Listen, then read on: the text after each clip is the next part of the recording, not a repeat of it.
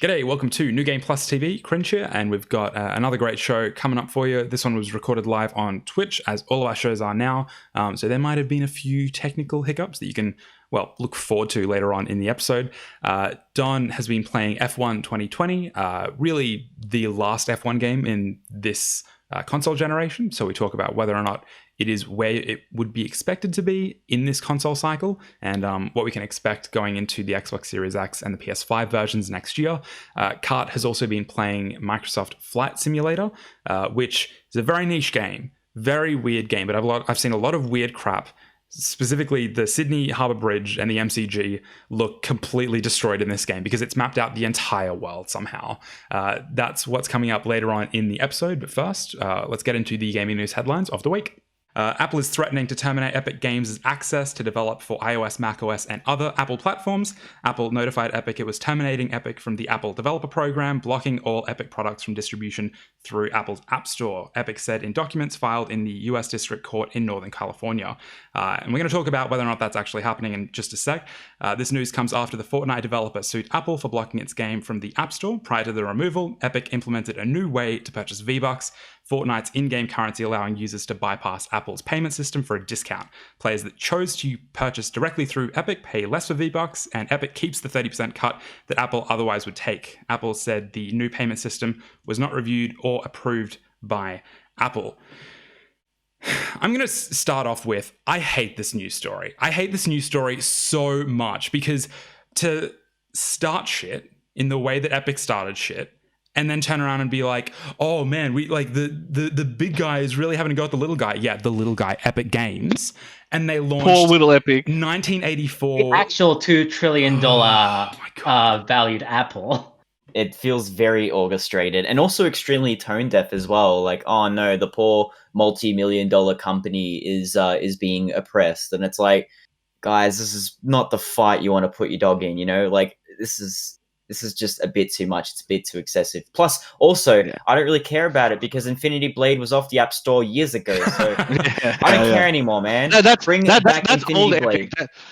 That's old Epic that made Gears and stuff like that. That was that kind of the generational switch. Now it's the Sweeney Epic. How do you think it's going to pan out? And to me, like, I think Apple's going to just take them down. They might work out a rate later and go, cool. Instead of the thing with it is Apple has all the money in the world. They got they have literal cash reserves. Every other company you talk about, it'll be their market cap or their trading cap or any of that kind of silliness. No.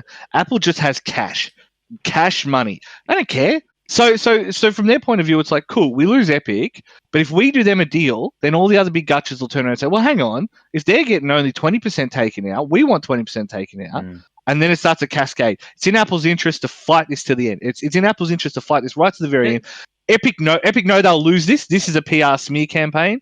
They know they'll lose it because how can you dictate that Apple has to give you access to their marketplace? You can be on PC, you can be on all these other different platforms. It's not like you've been locked to a license and then they've said X, Y, Z. It's like, no, you tried to be smart. You've been slapped on it.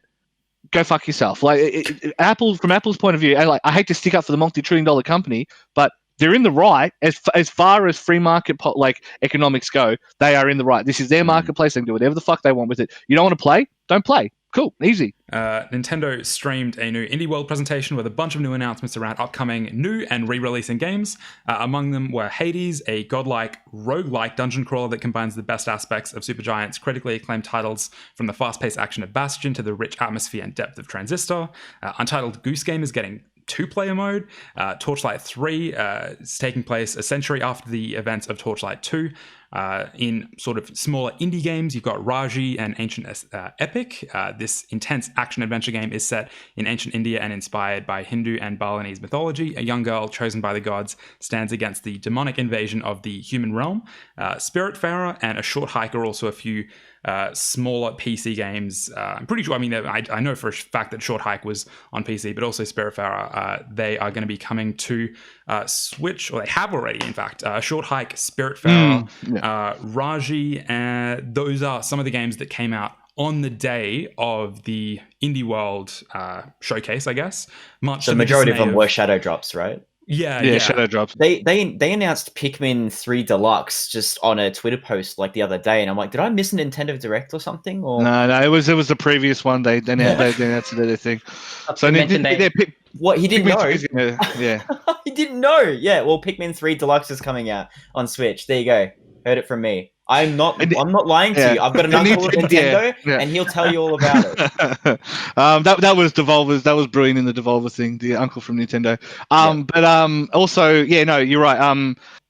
Two things I want to bring up there is Cardi's right. Like, it's weird. They've still got no big announcements. What's coming out of Christmas? There's nothing We genuinely first party. don't know. We still have nothing. Nope. And I'm like, there's nothing first party from a lot of publishers. And I'm like, when is the news going to drop? E3 usually would be when it is. We're comfortably past E3. We're getting close to Gamescom, and I feel like that maybe they're holding out on a lot of dev studios being like, are you going to be able to get it gold by or close enough to gold for us to actually announce it? I don't know. I feel like a lot of games we would have gotten, obviously getting knocked back because of COVID. Possibly TGS period, but that's probably only relegated to the Japanese market. Well, they don't do TGS. Like they'll do a drop beforehand. So maybe you're right on that front. But yeah, possibly. I mean, it's anything can happen. It's 2020. Anything kind of goes. It's prison rules as far as we're concerned. Even then, it's only a few weeks away. So it's really that's still super duper late. It's not as late. When's Gamescom? Is Gamescom usually before or after TGS? about now. Now, roughly, just before, yeah.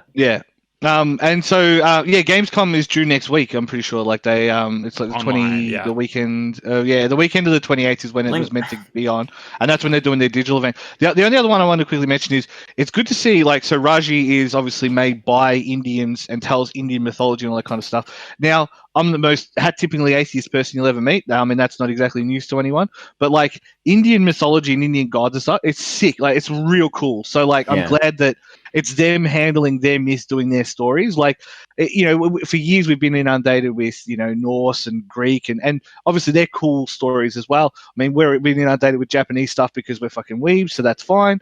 But like, it's cool to see them like doing those kind of different things. Like we had, what was the one from like the First Nations people in Canada, and they did like the game of like the little girl walking around. I remember it, but I can't remember the name of it. I reviewed that game for New Game Plus. Look at our website for that particular game. Never Alone, that was it. So bringing all that together, like that's really cool. Like I think that's I'm excited for that. But I mean, like, how could I not be excited for Bear and Breakfast? Like, I think you have to review that, Jack. Like that just sounds like your kind of game. I think we need to literally. First of all, we've already established that is not my kind of game. If anything, we review it together as part of the Twinking Bear casting couch as soon as lockdown's over. To just sort of finish. Wait for the sequel. Otter and Breakfast. It's fine. Dragged to hell. Moving on, in news that I honestly probably wouldn't rather report on, but it's a slow news week, so don't at me. Treyarch's next installment in the Call of Duty franchise was announced recently in the first teaser trailer for Call of Duty Black Ops Cold War. The teaser is made up entirely of newsreels and historical footage, likely providing a background for the game's plot. The trailer itself is heavy on the Cold War intrigue and introduces characters to a Soviet spy codenamed Perseus. The trailer ends with the reveal of the Call of Duty Black Ops Cold War title, which is stupid, but we'll get to that in a sec, and the news that it will be revealed in full on August 26th. That is the gaming news of the week. Stick around, we've got more. It was. There might be more, depending on where you look, but not on this show, not this week. Don't talk to me, don't at me. We've got more video game goodness coming up in just a sec.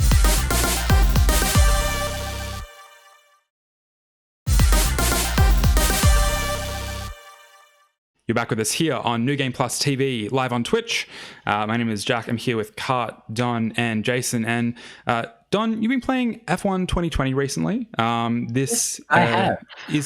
Which dev studio is this coming to us from? It's not Codemasters. It is coming from Codemasters. It is. Yes. Cool. Basically the main house of speedy race car games nowadays.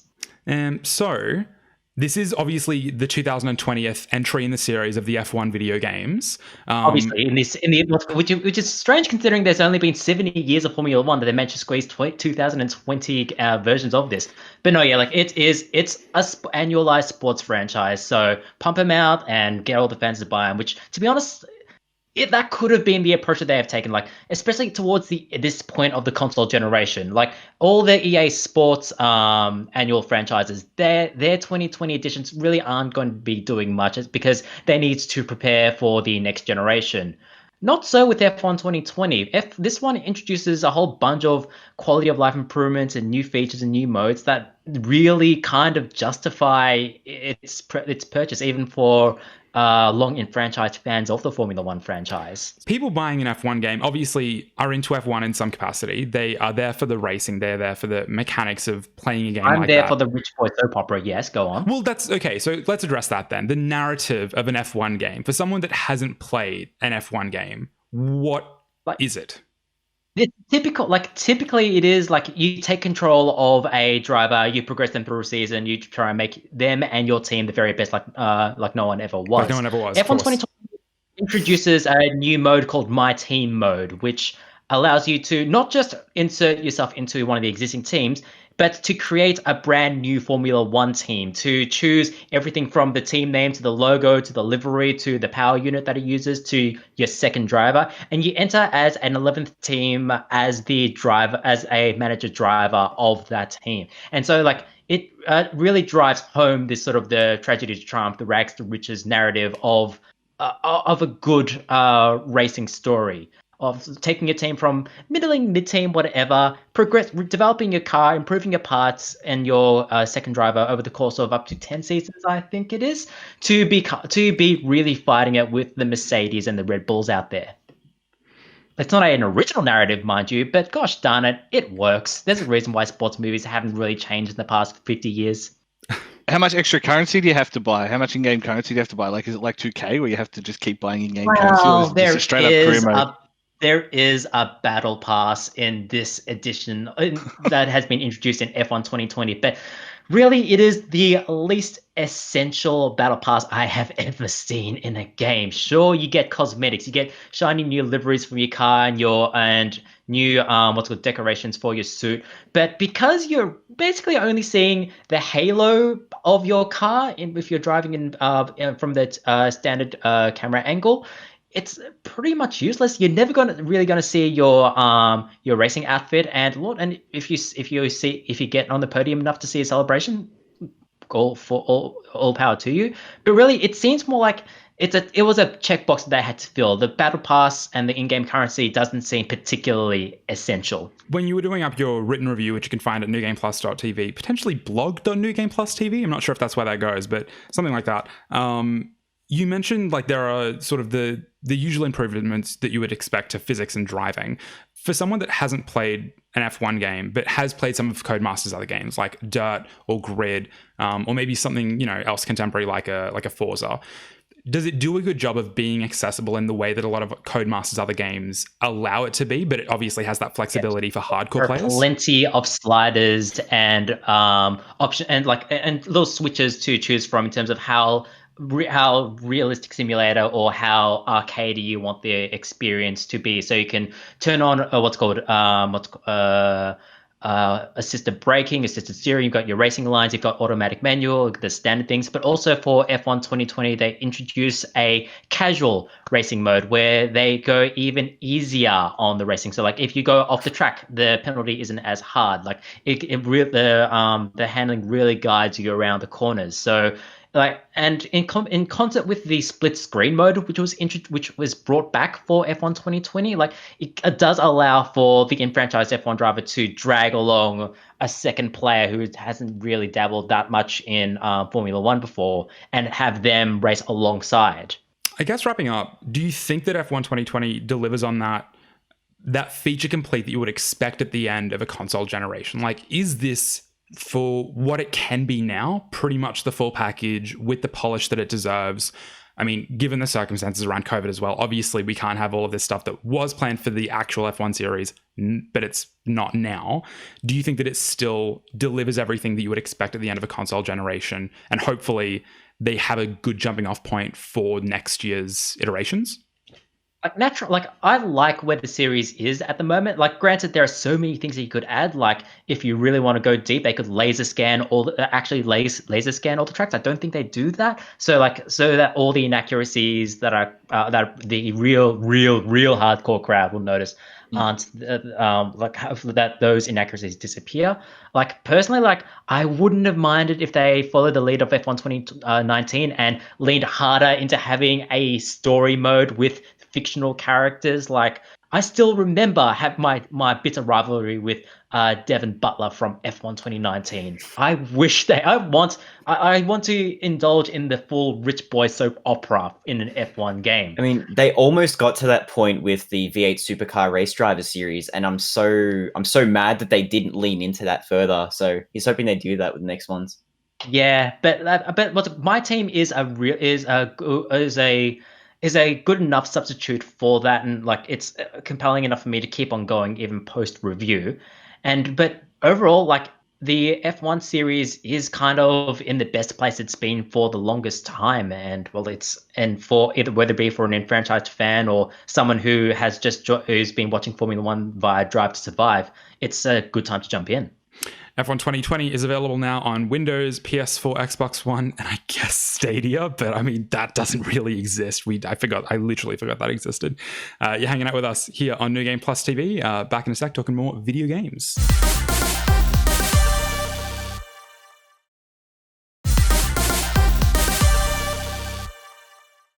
You're back with us here on New Game Plus TV live on Twitch. You might be watching us on C31 or C44 or listening to us as a podcast. My name's Jack and I'm here with Don, Jason, and Kart. Kart, you've been playing a little bit of Microsoft Flight Simulator. There is no year attached to this one. There is no number attached to it.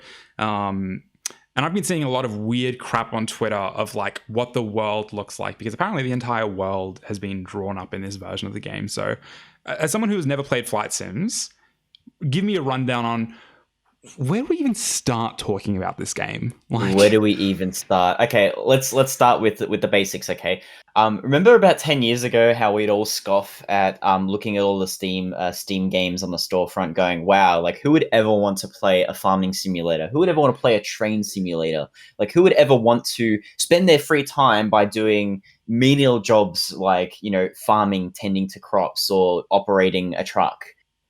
And then fast forward 10 years later, I know there's a fairly niche committed audience for those games. Every game. I don't have to sit here and take this. My fucking rail driver controller is just off camera. I don't have to sit here and take this. Densha to Go is Shut up. Densha to Go is a fun Shut up, game, loser. okay? Go play the train. No.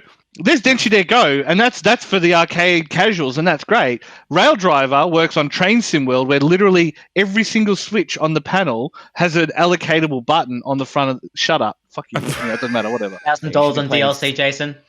Should be playing Steel Battalion like the rest of us Chads. I wish. Oh, mate, yeah. Moving on. So the same concept can be applied to Microsoft Flight Simulator in a sense where we're like, why do we need a game like this? And suddenly, with especially even outside of the context of the coronavirus, it's come out at the perfect time for it. But at the same time, it allows to go beyond that gimmick of releasing a game like this.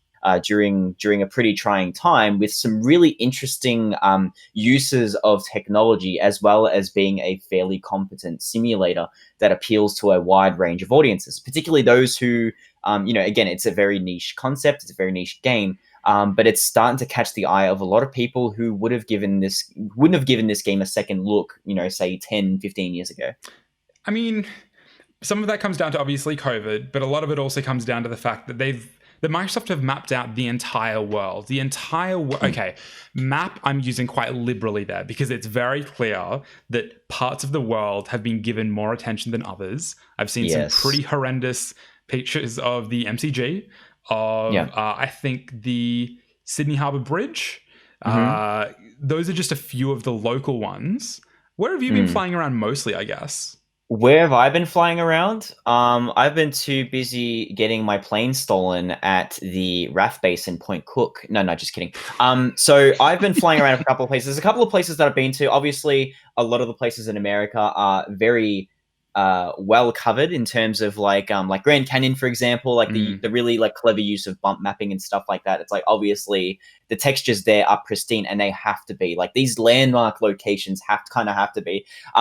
I find that the worst places I've found are like suburban areas and built up areas like cities, for example, where you'll find the most texture glitches and stuff like that. Like we're talking tunnel entrances and things like that. But I find the biggest success is definitely places that are a bit more out of the way, where it's less populated. There's a couple of roads here and there. And I find the terrain kind of really comes into its own when you find places that are a lot less populated. Because trust me, you'll sit there and go like, oh, why doesn't I can see my house from here, but it looks like a blob and a bunch of muddy textures down the bottom. It's like, well, it all depends on how well that place has been mapped as well when it comes to big maps. And now we know a lot of people aren't really the biggest fans of Bing maps and stuff like that. But the fact that they've managed to kind of draw this out on a scale that's not just, you can explore all of America, but everywhere else, no, you don't have to. The fact that they've actually managed to kind of pull it off to some degree is great. It is a simulator. It is going to be a game that is intrinsically a little bit obtuse in design. There's a lot of menus and a lot of cool things you can do. Like you have presets to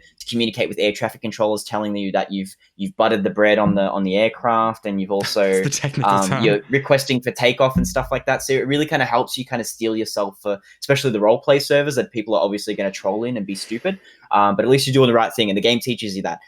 There's also a fair amount of accessibility options that you can use and play around with. So if you're like if you feel a bit daunted at the start, it requires a fair amount of finesse and knowledge to really kind of especially take off and also land. So for people who might be a bit more casual, and they forget, like last minute, they forget to drop their landing gear or whatever, there's accessibility options that allow you to kind of take some of that like, hindsight 2020 vision kind of thinking off, and then just let you kind of focus on the foundations of taking off, landing, and even like controlling your aircraft in midair. There's also like a pretty decent tutorial. Like the game kind of demands a certain amount of time from you. So if you're a person who kind of wants to dabble into this game, probably not going to be a game that you're kind of going to get your money's worth or your time's worth out of, because there is a certain threshold. There's a certain like difficulty curve at the start. It's quite high, but once you get past that, the sky's the limit. No pun intended. So the controls are also pretty decent as well. Like if you're on a controller, it's not so bad. Obviously, you're going to get the most out of it if you manage to get yourself a flight stick or like a full yoke system with the throttles and stuff like that. Or if you can even tweak some of your like maybe like an Elgato Stream Deck or like your keyboard to kind of feel in for that, or even a Steel Battalion controller if you're very lucky. But I think that the standard keyboard and mouse setup, there's a certain nuance to kind of using the yaw and the yoke in kind of like in a tandem fashion. And a lot of that is lost even on a mechanical keyboard that accepts like multiple inputs. And plus it's all digital inputs as well. So you can find yourself in a bit of a hurry or like in a pickle if you are landing and suddenly you're landing too hard or too fast. So I think a controller is pretty good, but obviously you want that yoke system or that flight stick if you're really going to commit to it. And that's all it comes down to. Flight Simulator is a great game, but it does demand a certain amount of knowledge and a certain amount of commitment to it. And if you're not going to put in that commitment, then play Ace Combat or something, because you're going to get your kicks out of that, but it doesn't demand that amount of time and effort. That said, it is free on Game Pass, so that doesn't disincentivize player. Yeah, I see. I've got my arguments against that, but because it's a very niche game. But I mean, it's Microsoft; they do whatever the hell they want with their Game Pass, whatever. That's fine. Yeah. Give it a spin. Yeah, it's fine. If you've got Game Pass, give it a spin. You're not really going to lose much from it. Use it with a controller, and if you feel like that it's a game that you want to spend more time in, again, it's very calming. It's very nice. Then you can invest in that flight stick or whatever. Yeah, for the casual audience, I think they really need to keep them engaged with challenges that will kind of help push the envelope a little bit, but not to the point where it becomes a bit too ridiculous. And again, I think also the Xbox port and re-release will help bolster that a little bit. We'll see how that goes. Cool. So Microsoft Flight Simulator there's no name or no number after that. It's just Microsoft Flight Simulator is available now on PC. You can download it now on Game Pass. Word of warning, mute the installer if you decide to install it, because it's a 1 gig install. I'm pretty sure Jamie or someone else on the team had the problem where it was like a 1 gig installer, but it has music playing while it downloads the rest of the 100 gigs. So probably mute that if you're not about feeling like you're using a keygen cracker sort of software. Not that I've ever used one, obviously. Pretty chill. It's a pretty chill background music as well. Yeah, So Jamie, it's funny. Jamie gets really annoyed at like really chill music for some reason. I don't get it, but it's still kind of funny. He was like, mute that as soon as you can, and I'm like, okay, it must be really frustrating music because, again, if I'd used keygens, I imagine they'd be pretty frustrating. That is a wrap on New Game Plus TV. I said we were going to do Carrion and Battletoads. I'll save that for another week. You can deal with it, Jason. If you are watching us on C31 or C44, we broadcast every Thursday on twitch.tv/NewGamePlusTV. We're on SoundCloud, iTunes, and Spotify. You can find the New Game Plus TV podcast and News Game Plus there as well. Jason and Dermy talk about all sorts of weird crap every week. It really baffles me. And you're on mute. Jason, you're on mute. Uh-oh. no, You played yourself, son. Yeah, now it's your turn. Jamie copped it last time. Now it's your turn. They're calling you off the stage. Wrap it up. Wrap it up. We are on social media as well. Facebook, Twitter, and Instagram at New Game Plus TV. The YouTube is New Game Plus TV. You can find Jamie's most recent The Recommended there, which is actually very good fun. But that's pretty much all for this week on the show. Thanks for hanging out with us, and we'll catch you next time.